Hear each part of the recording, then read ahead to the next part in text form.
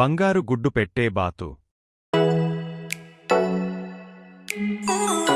ఒక చిన్న గ్రామంలో ఒక పేద రైతు జీవించేవాడు. అతని దగ్గర ఒక చిన్న తెల్ల బాతు ఉండేది. ఒకరోజు ఉదయం రైతు బాతు దగ్గరకు వెళ్లాడు. అక్కడ ఒక మెరిసే బంగారుగుడ్డు కనిపించింది. మొదట అది నిజమైన బంగారమో కాదో రైతుకు అర్థం కాలేదు. సంతకు తీసుకెళ్లి చూపించగా అది నిజమైన బంగారమని తెలిసింది. ఆ బంగారు గుడ్డును అమ్ముకుని రైతు మంచి డబ్బు సంపాదించాడు.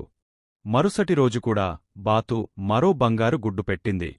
అలా ప్రతిరోజూ ఒక బంగారు గుడ్డు వస్తుండడంతో రైతు కొద్దిరోజుల్లోనే ధనవంతుడు అయ్యాడు. అతను చాలా సంతోషంగా జీవించసాగాడు. కాని కొంతకాలానికి రైతుకు అత్యాశ పెరిగింది. రోజుకు ఒక్క గుడ్డు ఎందుకు? బాతు కడుపులో ఉన్న బంగారమంతా ఒకేసారి తీసుకుంటే ఇంకా త్వరగా ధనవంతుడిని అవుతాను అని అనుకున్నాడు. ఒకరోజు లోభంతో బాతును కోసి చూశాడు. కాని లోపల ఎలాంటి బంగారం లేదు. అప్పుడు రైతు తన పెద్ద తప్పు తెలుసుకున్నాడు. అత్యాశ వల్ల తన అదృష్టాన్నే కోల్పోయాడు. ఈ కథలో నీతి ఏమిటంటే అత్యాశ చివరకు నష్టాన్నే తెస్తుంది.